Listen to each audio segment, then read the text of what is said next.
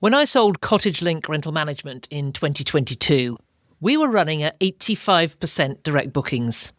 That didn't happen by accident. We'd been at it for 20 years, booking direct long before Airbnb was even a concept.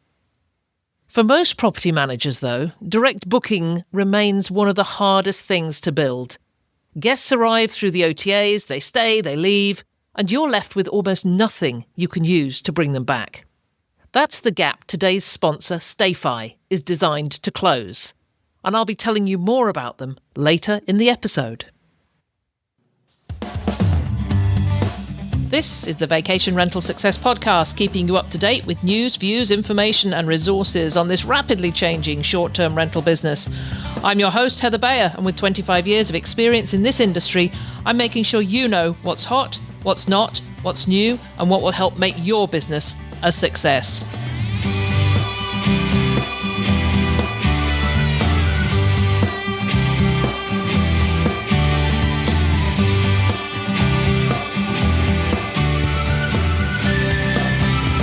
Well, hello and welcome to another episode of the Vacation Rental Success Podcast. This is your host, Heather Bayer, and as ever, I'm super excited to be back with you once again. 30 years is a long time to be in any industry.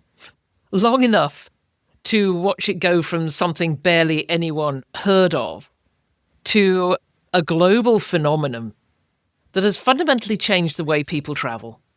And one of the things I love the most about being at this point in my career is that I get a front row seat to what's coming next, and more specifically, to who is coming next. Because over the years, a pattern has emerged that I find really exciting. New voices arrive in the industry all the time. People who bring experience from completely different worlds. I noticed this from Verma last year. They walk in, they see what's happening, and then they decide they have something that they can contribute. They end up on panels, on podcasts, on stages worldwide. They start sharing what they know. They ask hard questions. And they're pulling the conversation forward. And they're not doing it for the title. They're doing it because they care where this industry is going. And I don't want to call them influencers because that word doesn't quite capture it. These are practitioners and thinkers who happen to be also very generous with what they've learned. And I've noticed with real pleasure that more and more of these voices belong to women. I think of people who've been on the show recently, Neely Khan, Ella Meziborsky, Sidi Mittal, women who've come into this space from different backgrounds and are now shaping how we all think about it. And now I'm going to add Sab Mulligan to that list.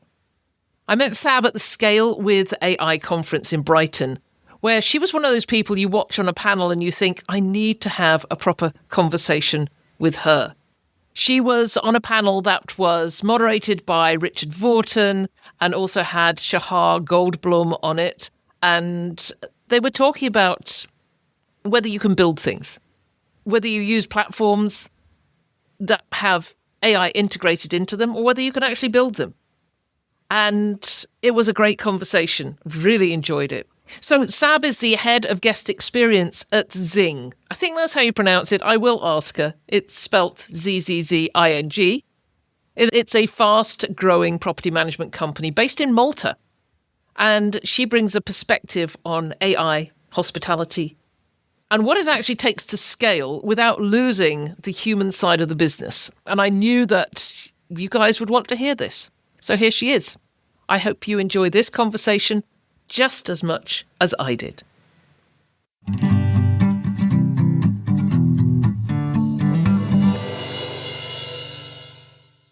I'm so happy to have with me today Sab Mulligan, known as Sab. I have heard about this lady so much over the last few months, and I had to have her on, particularly after seeing her talking at the Scale with AI conference in Brighton a couple of weeks ago. For those of you who listen to me regularly, you know that I am passionate about bringing the women in this industry to the fore because there are so many fabulous women, and I love to see this new generation just joining us. I was talking to Richard Vorton yesterday, Sab, and we were having this discussion about we're old now. We're about to tip off the edge. So it's good to see It's good to see the new generation beginning that journey. So thank you so much for joining me. A pleasure. And I was with Richard yesterday, and I mentioned that I have this session, and he told me, Sab, you're doing really well to land the spot on her podcast.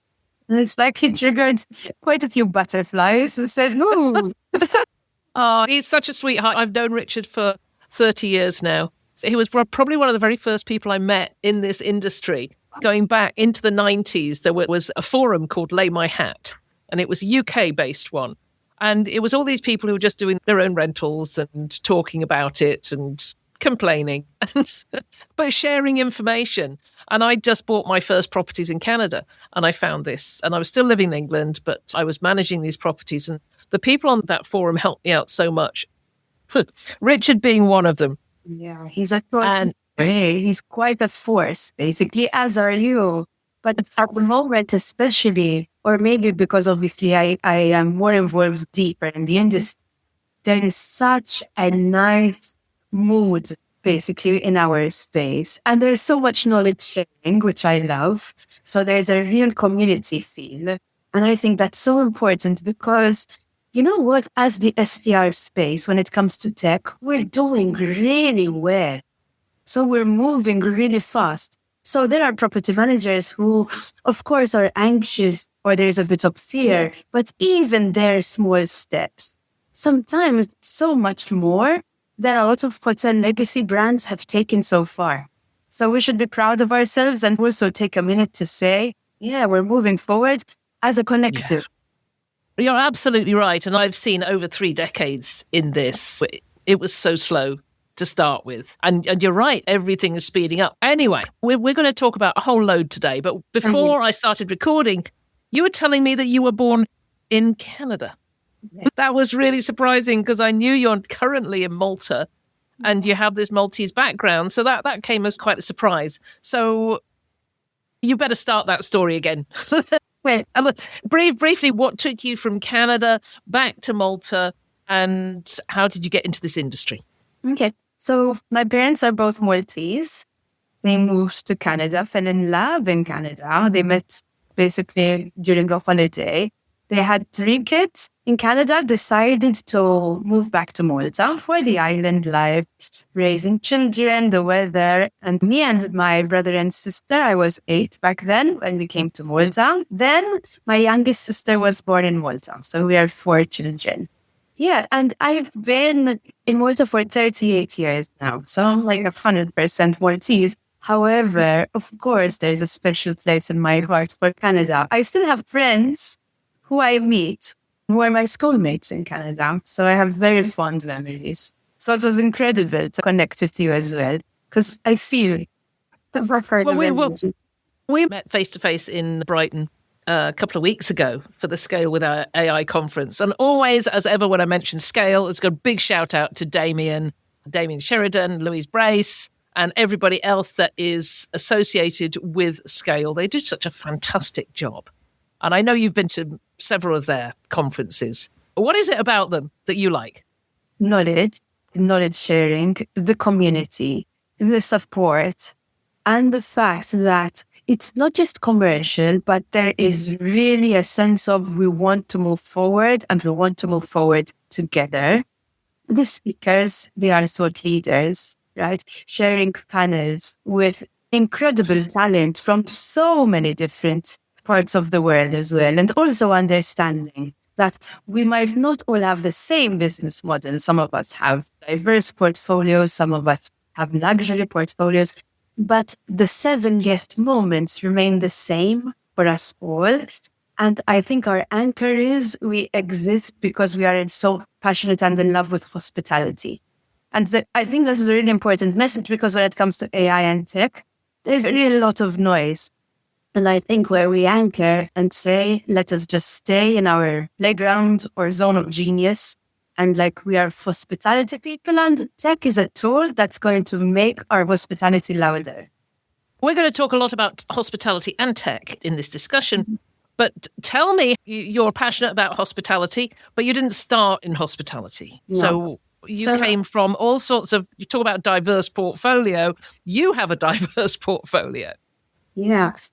Okay. So I spent a decade working in media, production, producing basically, and scripting. Worked for all of the major channels in Malta and also for a very small channel called Wine TV, where I had the opportunity to interview a lot of wine families, basically. And that's where I really started falling in love with storytelling and that craft. After that, I spent another decade at ICE Campus, which is one of the leading tech academies in the Mediterranean. So I had the opportunity to work with Cisco, Adobe, the Digital Marketing Institute, and really dive deeper into tech and the delivery of it. But hospitality, there's always been a very special place in my heart for hospitality because I love being a guest. I love traveling. So I know what a guest feels and expects, right? And also because I love the idea of hosting. And so my goal was, how can I host like I have a boutique, but then still scale our local portfolio like there's no ceiling? And I cracked the code when I said, oh, we need more tech in our formula to be able to move at the speed that we set for ourselves. So when did you join? And now you're going to have to, is it Zzzing? Is that how you pronounce it? So I joined Zing now 3.5 years ago. Very small portfolio. We had 50 properties back then. I joined as head of team. Over the last 36 months, as of today, we're hitting 650 keys. Yeah, the scale that's awesome. Incredible scaling, very strong team, fast growing team as well. Then last year, it was a Saturday night, and my guest experience team member called me yet again and said, hey, Sab, I can't manage the shift.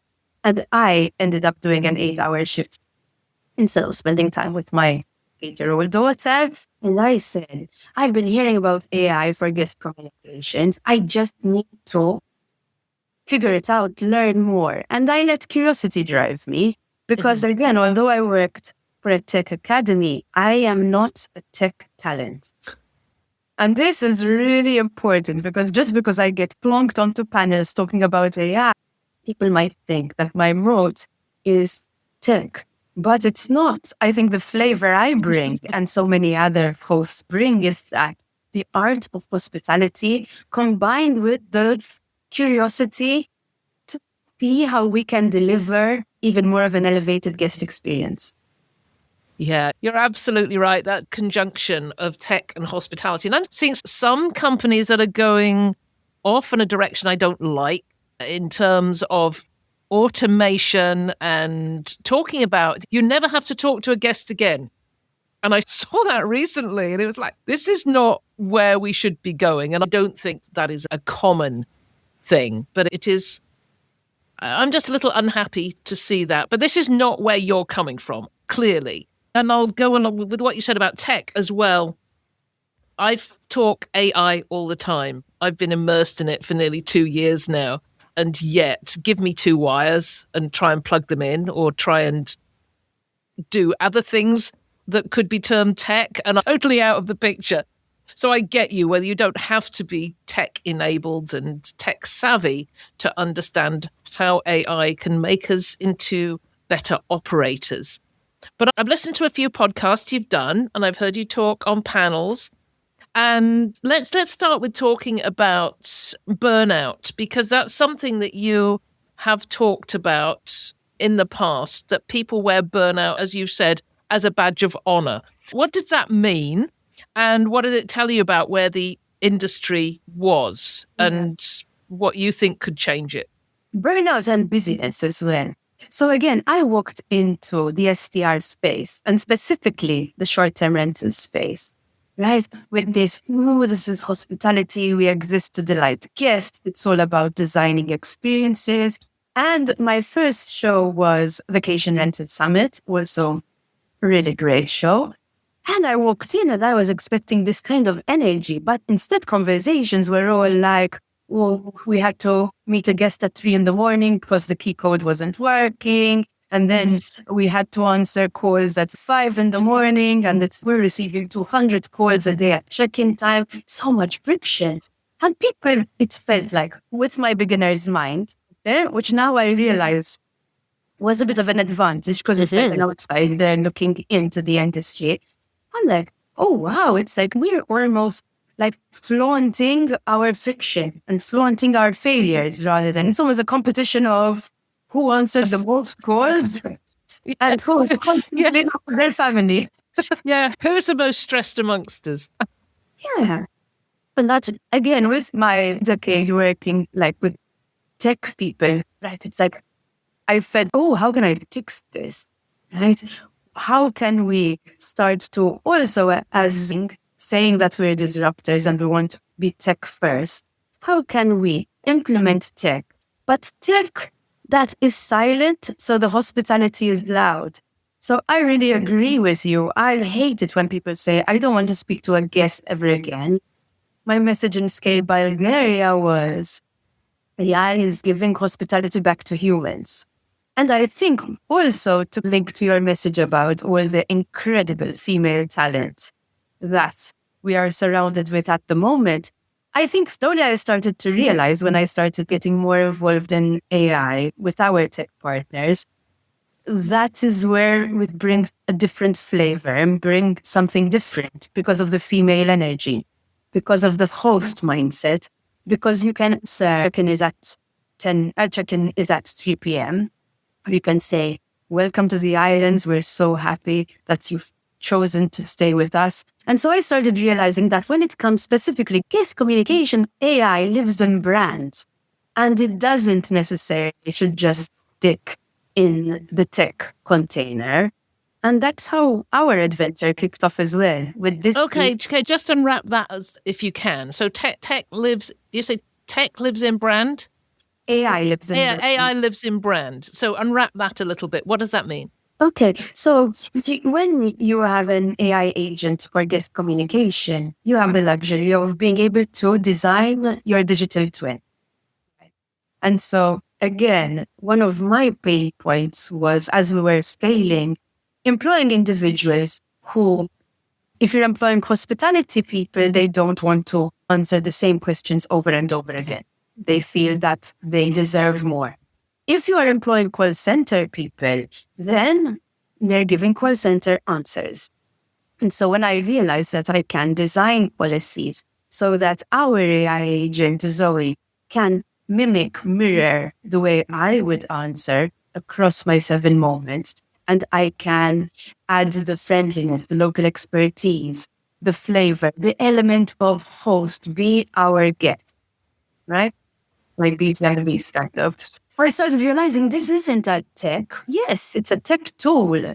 But the difference between one AI for guest communication and another is, can you make it your own? And can it align with your core values?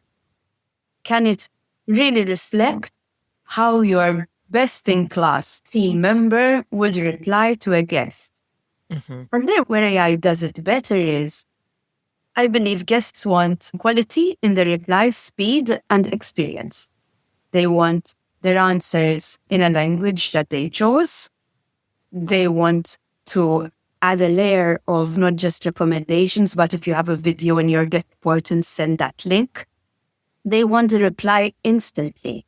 So if you will manage to build policies where at 10 in the morning, at 3 in the morning, you're still delivering the same level of quality of a reply, that's where AI starts to win, right? Because you have more control over your brand messaging. Tell me more about Zoe. And how did you create Zoe? And where does it... What I get particularly interested in is how the human gets in the loop. How does Zoe know to pass over to a human? Okay, again, just to give you a bit of context, at the moment, Zoe manages 90% of all communication across our portfolio of 650 keys. So, for example, today she answered about 1,200 different messages, conversations. Okay, she is Zzzing from Zoe. Okay, so she is our AI agent. And even in policies that I have designed where people ask, are you AI or are you human? Of course, she explains that she exists to give quick answers, but also she can rope in our human team at absolutely any time that the guest wants. So we've layered in Zoe as support. Conversation for me, and actually calling her Zoe, was really important, not just on the guest front, to build a bit of a character out of her, but also internally. Because although we have quite a young team, in the beginning, there was still a bit of resistance. A bit is kind. There was still resistance when it comes to AI. We're all human, right? So am I going to be replaced? Is there no space for me?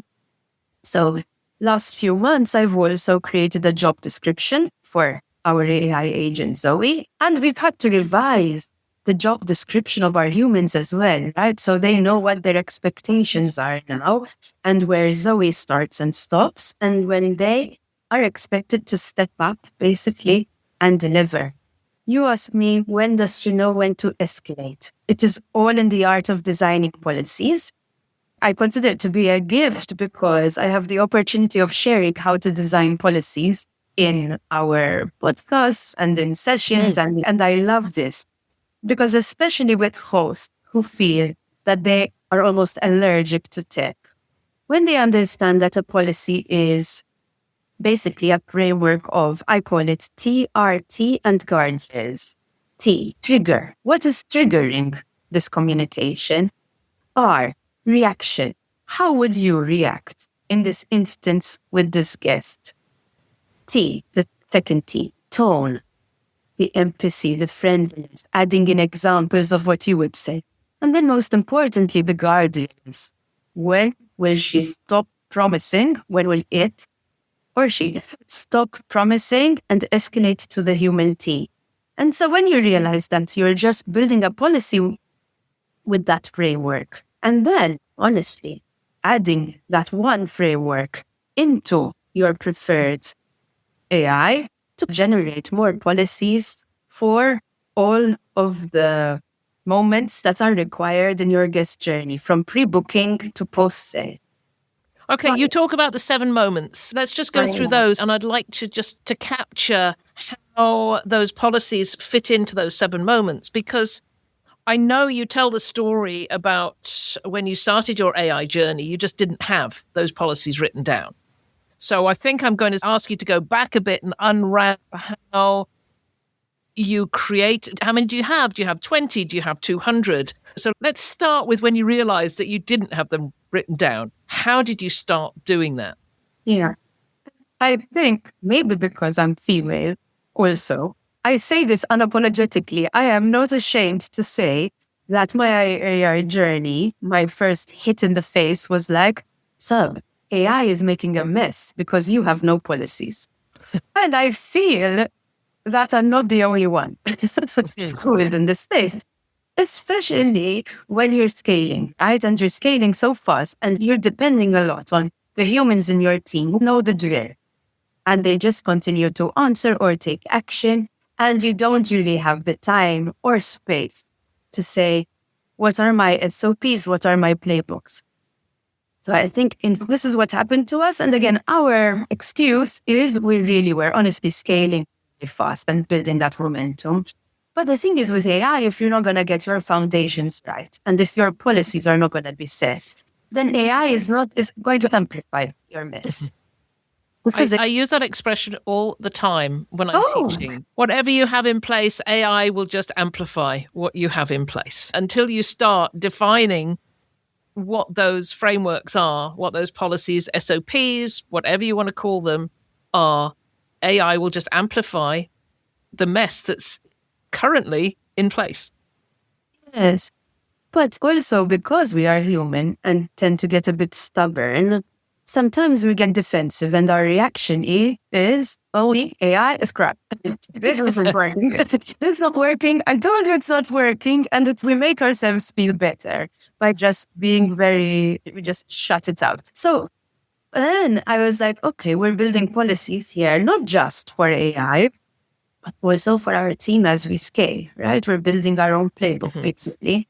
And I said, let's simplify. What are our 7 guest moments? So before they book, okay, at discovery, at moment of booking, And then I have arrival and access. Arrival at the property, access being codes or key box, whatever the key box code, arrival and access. Okay.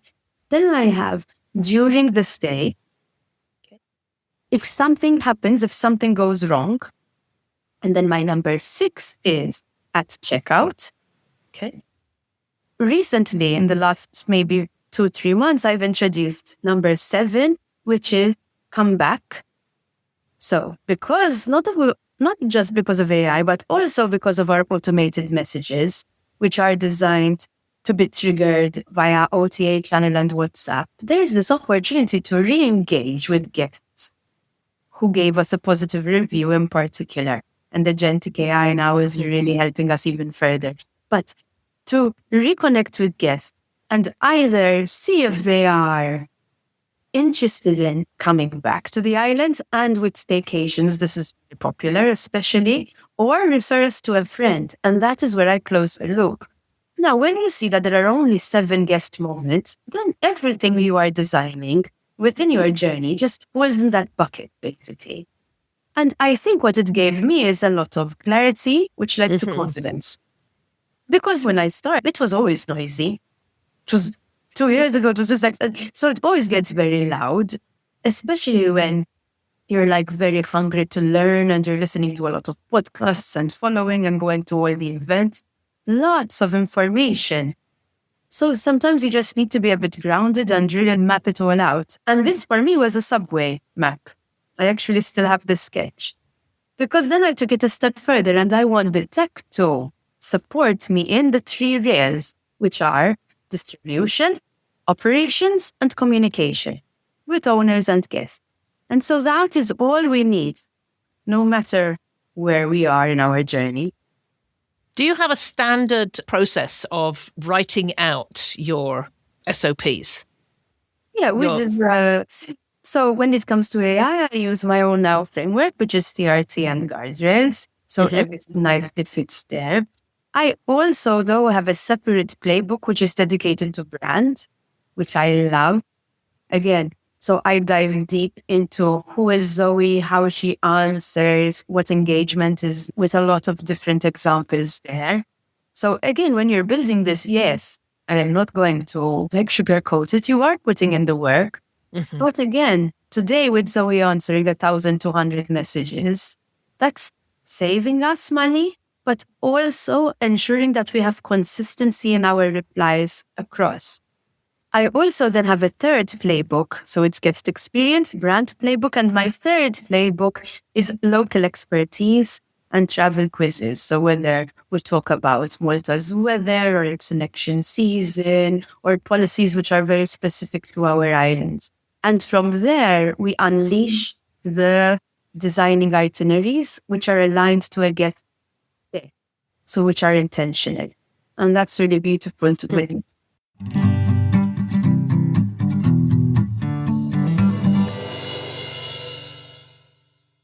After 25 years in this industry, I can tell you that direct bookings don't happen by accident.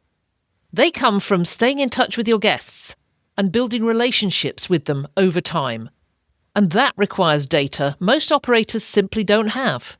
Stayfi solves a problem that has frustrated property managers for years. When guests connect to your Wi-Fi, Stayfi captures their contact details, not just from the lead booker, but from everyone staying in the property. Over time, that adds up. I've seen portfolios collect tens of thousands of guest emails in less than a year, and larger operators are now building lists of 50,000 or more, and using that as a genuine growth channel. But the data is only useful if you do something with it, and Stayfi handles that too, through automated emails, post-stay follow-ups, and campaigns designed to bring guests back. One operator I spoke with grew direct bookings from 0 to 30% in about a year and a half. Another team generated $35,000 in repeat bookings in their first 6 months from email marketing alone. If you don't have the capacity to manage it yourself, they now offer a managed email marketing service where their team handles the strategy and the execution for you. They've also made setup more accessible with a new hardware option called Aginet, which runs up to 40% cheaper than previous systems. Head to stayfi.com/VR success to learn more and get 50% off your first 3 months.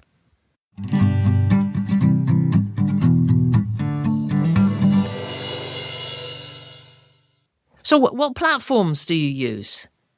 So our PMS is Gexty. So that's what I call the engine. But then the brains that sit on top, that's Boom. So whether it is operations or our integrated messaging, guest communication, now my new playground, agentic AI, which I have the pleasure of working very closely with them on, because I have a bit of a different framework than what everyone is talking about. So I love experimenting there. And so they are our tech partners. What I appreciate about Boom is that they actually entertained I need this to feel like brand. I don't want my AI agent to sound like Heaven's AI agent. Yeah. Zoe needs to be Zzzing. And they went with that. Not everyone did. And so in the beginning, I think I used to get these looks of AI agents. What are you not understanding? So it's like, this is an AI agent for guest communication, FAQs. I don't want FAQs. I want full conversations. So I did find a bit of a wall there, and we explored it together. And again, that's the beauty of this space, collaboration. What can you bring to the table? How can we work in parallel? Right? So... yeah, I love to hear that, because I've had this conversation with a few vendors when they've been pitching me. I've got their pitch decks and I go back and I say, okay, how does a company's brand fit into this? How are they explaining their vision, their mission, their values? How are they explaining their avatars and the people that they're speaking to? And I got this almost blank response. It's everybody, it's the industry. No, it's not the industry. Everybody's so different. And I love that you have gone into Boom with your passion for your brand and making sure that everything that's coming through speaks in your voice, because that's what this is all about. It's allowing the AI to work for you, but to still speak as you would and to express what your company is all about. Yeah. For me, and like I feel really strongly about this, the tech should not be felt by the guest. So the guest should have absolutely no clue, basically, how automated messages work. And if tech brands can create such beautifully designed, intuitive, or beautifully built intuitive tech, that really a guest feels like they are supported, basically, throughout all 7 moments and throughout their guest journey, that's when a tech brand becomes a champion brand. The tech is silent. Hospitality is what should be felt. Can I give you an example? Of course. Okay. My example will be with like agentic AI, right? And this was a pain point when we started scaling, because we like celebrating birthdays.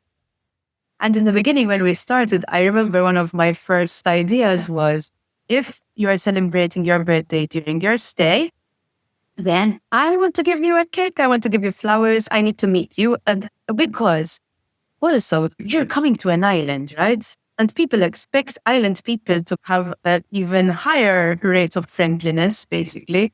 What was this, like Moana island vibe?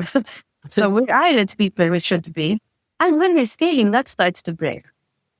With agentic, so with one prompt, basically, and there's a difference between prompt and playbook, but with one prompt, let's say that for now, agentic AI is checking all the check-in forms, reading the passports, basically, pulling a list of guests who are celebrating their birthday during their stay, presenting me with that list, and then my human teams are the ones who make the call or deliver. And that's when it becomes this beautiful waltz between tech and humans. I don't need a human anymore to jump from tab to tab, move from one platform to another, look at all those. And even if you're not scaling, why should you do it if tech is going to do it faster and better than you? This brings me back to an example I've been quoting for years. And this goes back about 20 odd years ago when my son and his wife, they were just fairly newly married. and they did a Far East tour, and they were staying in hostels. They were in their very early 20s, staying in hostels and really roughing it. And then they decided that they would really blow everything, and they went to stay in a Hilton. It was in Thailand, I think, and they went to stay in a high-end Hilton. And it was my daughter-in-law's birthday. And they'd just come back from an excursion. They were back in their hotel room. They were sitting on the balcony having a glass of wine, and there was a knock on the door. And when they went to the door, one of the managers was there with a birthday cake and a card. Delight. And this is 20 years ago. So this was hospitality. And I've spoken about it a lot in the early stages of this podcast because I've never forgotten that. But I remember Andrea saying, how did they know?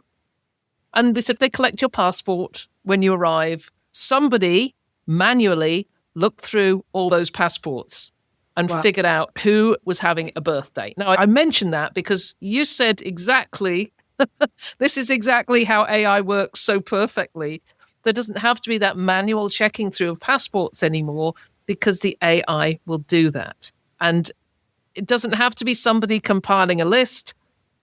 AI compiles a list, presents it, but it is still the person who delivers it. It's just they now have more time to spend to do that. And this is just this lovely progression. Hospitality hasn't changed. It's just given people more time to deliver it now. And with that, you feel like showing up for your guests, right? To tie in what we were saying about burnout and busy, because when you're burnt out and busy, you really don't feel like meeting a person at all. Yeah. And for me, what I am trying to really highlight is that this space, it's all about feelings and the right feelings. And when we manage to delight the guests, exceed their expectations, when my agentic AI now can tell me, you know what, Heather stayed with you twice. She always asks for green tea and an extra pillow. And I can put that in your room before you ask me. I have made you feel, in a very cold and fast world, for a split second, you say, oh, wow, they know me. This is how we build loyalty. Because loyalty and points, this is a whole other discussion. But when it comes to loyalty, how we're talking about loyalty in this industry is very much transaction. Points, and you unlock. So that's not loyalty. Loyalty is making you feel wanted and special. And then it's no matter where Zzzing will be open in a few years' time, you'll look for the brand then. So that's feeling. And this is why I think, I won't say females anymore, because I always get a lot of flack about it. Individuals with female energy who can really be emotional about the fact that people are spending money, time, making memories. Like I say, if my daughter travels with me twice a year until she's 16, that could be just 32 trips, right? So please, anyone I stay with, please don't ruin it. Please make it special. And we are the guests, Heather. So I don't know why we forget. We know how we want to be treated. And deliver. It's an expensive thing to go on vacation. It always has been. I think it still costs money, but it's still, people have valuable time. They don't have much time to do it now. And when they do it, it has to be special. So I think you've just got to go that bit more overboard to make it an experience to remember. I want to step into something you just mentioned, reviews. And I can't remember what you were mentioning reviews in relation to, but I've been thinking a lot about reviews and sentiment analysis and the fact that there is so much in guest reviews now that can tell so much about a trip and what people like. How do you deal with reviews? I think you are now expanding into that whole sentiment analysis type of research. How do you do that? So a few things here. When it comes to reviews, there is the AI, which can obviously answer reviews over a 4-star rating, right? And that's what you want, because if you're getting under 4 stars, it's not about designing policies for the AI to reply. It's about addressing those gaps with the team so that they don't happen again. So there's that part. Then there is also the part of like why I'm over dashboards and very much more into agentic, because a dashboard is going to give you all your information when it's too late. The guest gave you 3-star, but that guest left. How we have redesigned our policies and how agentic AI helps as well is when you arrive, you receive an automated message to make sure that you're happy with what you found in the property, right? And I'll give an example here as well, if you'd like. And if something is bothering you, the AI is smart enough to translate that negative feedback into a service call for the team, continue the conversation with you, okay? And then close that service call. And what guests love is that you took action. Okay, you'll find guests who are very difficult and just want their money back. But like a lot of times, guests who are with their intention of making memories and they're in holiday mode, actually, if you can fix it fast, you are winning their hearts even more, right? And then there are also the guests who are maybe shy or embarrassed or don't want to waste time calling you, but they will answer a WhatsApp message to tell you. We had a guest recently. She told us, apartment is great, but there is a construction site and the balcony is a bit dusty. And our plan was to have a barbecue tonight. So that was the feedback she sent us an hour after she arrived.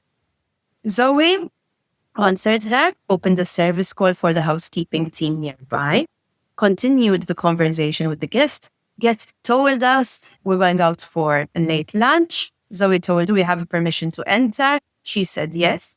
Guest arrived back and the balcony was clean. Yes, you've won the guest. Yeah. She wouldn't have. She was so nice. She probably wouldn't have bothered us because, again, but then she would have written it in the review, probably, right? So it's also about how the saves. How can agentic AI save us during the stay, not when it's too late in the dashboard? You mentioned earlier that there was resistance at the outset. And it's something that we talk about a lot in the Ambassador course, where we talk about communication and how you communicate your adoption and implementation of AI to the team and how important that is. How does your team feel now that this has been in place for a while? Yeah, I'm really proud of this because, hey, I understand the fears, right? I also understand and appreciate that part of their fear was because they had a lot of negative experiences with chatbots. And sometimes on some of the biggest brands in the world. Yeah. You're like, you keep answering and then they tell you, okay, we'll open a ticket. So it's when AI sound like this, what is Sab talking about, basically? Why does she want to do this? So again, one of the reasons why I called her Zoe is because first Zoe started to handle the shift that everyone hated. Nighttime, for example, or on a public holiday, for example, or Sunday. I had a special group. We used to meet 3 times a week where we also talk about how is Zoe answering incorrect? Because again, Zoe will make a mistake and you will see the title of the policy. You will go and you will edit that policy and Zoe will not answer incorrectly again, right? If you take action, that's not going to snowball. So that's, again, one of the benefits of AI, that you're training it, but then it's not going to sway back to the original if it's designed well. And so when they started realizing that, again, the common question, they're not answering anymore. And yes, we have more time to, let's see what collaborations we can come up with. Because again, this is short-term rentals. And people want to live like a local, especially when their bookings are coming from particular OTA channels like Airbnb. The mindset is, I want to immerse in their culture. I want to ask a question about their language. I want to know about if there are any, I don't know, festas, but in the area. So that's the mindset of the traveler, right? Are there any kids programs? Where can we go swim, which is off the beaten track? Where can I go, which isn't necessarily on Google, right? There is this, I call it the difference between a tourist and a traveler. The travelers for me, right? And we want more travelers, basically. I would like to attract more travelers, right? Rather than people who are honestly interested in saying, I have a photo memory book of my time on this island. So when they started realizing that, oh, they have more time on their hand, and also we can attract a different type to join our guest experience team. People who are very were obsessed about hospitality and curious and are really about the guests. They want to speak to the guests. They have no problem in saying, can I meet you? Do you want me to come and give you a tour of your home? They want to show up. They don't want to hide behind a computer and just answer, how does the jacuzzi work 5 million times there? Then everything starts moving forward. So yeah, I think that was really important, not just from a guest front, but also giving Zoe AI a bit of a role within our team structure and making it clear of where AI starts and where it stops. And again, communicating, right? Which we never really do. It's hard. It's not as easy as it sounds. Again, especially when you're scaling and you're moving. But the art of this is to really host like you are a boutique. Yeah, and to do that with 600 properties, that is something else. So AI obviously is helping you scale at speed as well. So if you've got somebody listening to this who is a property manager and they've been watching AI from the sidelines, and I have to say the majority of property managers I talk to are doing exactly that. They're a little head in the sand. They don't understand where to start. They probably used the platforms. They're probably using ChatGPT, Perplexity, but they just don't know where to kick off from. What's the one thing you'd say to them based on your experience and what you've been through over the past year or so? So I think I was thinking about this on the plane ride back from Scale AI. It's like where we're at. This is your choice. You can either experiment and build, or you can stay in your zone of genius and be a hospitality player, but choose the right tech partner to be by your side, where you can really design the policies, come up with your playbooks, which are aligned to your goals and your brand values. And the tech will just move itself because, again, there's a lot of noise about the building it. And I have so much admiration and appreciation, and I follow, like Sid, you mentioned. So amazing. That's just not me, right? I want to focus more on the hospitality. And this is why it's nice working with different talent, because you can really stay in your lane. So I think choose your tech partners wisely. Also, ask the right questions when you are stress testing tech, right? I think we should just kill all these demos. No more demos. Show me how your tech reacts when at 2 a.m. my guest is locked out. Go with the hard questions. So we need to flip a bit of how this plays out, especially in these expos and in the events where we're just kind of, well, pitches, right? We need the product to be better than the pitch. Yeah, it's overwhelming. It's so overwhelming. Everybody's there saying, this is what my product, this is what my AI does. And for me, it's always telling people to go back to setting your foundation in place. Once you've got that foundation, then you can start moving from there and getting these things out of your head and document what you do. And before you start even thinking about working with AI. So you're working with platforms, you're working with Boom. Does your team use any other, are they using Claude or ChatGPT, or is this all proprietary and what you've built in yourselves?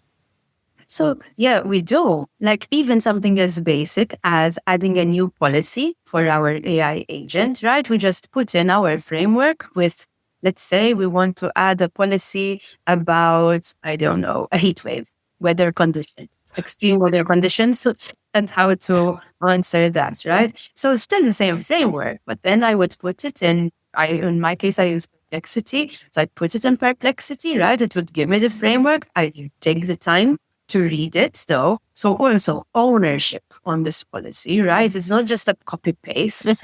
Easy to just get policies, but make it your own and then run it again and then test it. And as well, I was very surprised at Scale UK because I spoke to almost all of the tech players there.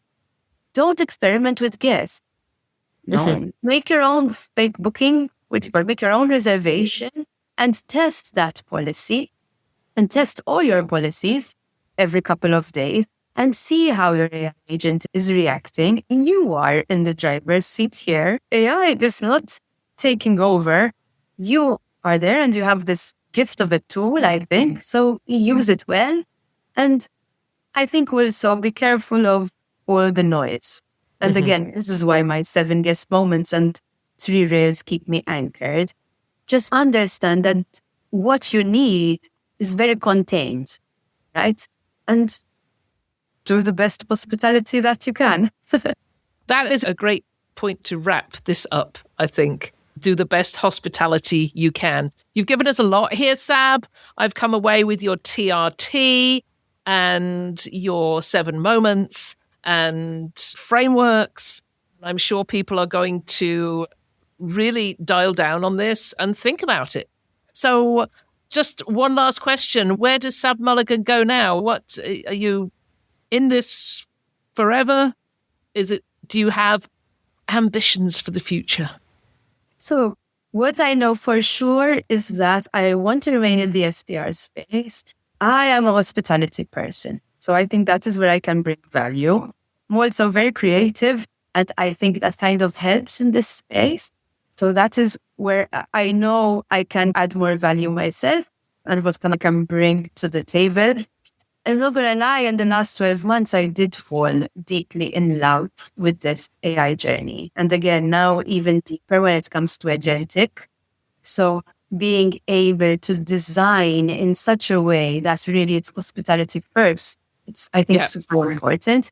I think tech brands need to be hospitality players, basically, because they are building for hospitality. So they need to know what the industry truly needs, basically. You can't have people who are representing tech companies and they don't know what our pain points are. So hopefully I'll continue to dive deeper with tech companies that kind of understand the importance of brand, understand the importance of guest loyalty, and also appreciate that scaling is different for everyone. It doesn't necessarily mean numbers. You've articulated that beautifully. Thank you. And I expect to see you in conferences, panels, podcasts, webinars as we go forward. So thanks, Sab, so much for joining me. It's been an absolute pleasure talking to you. Heather, thank you so much. Forever a fan, and keep up the great work. You are such a thought leader and I appreciate you. Thank you.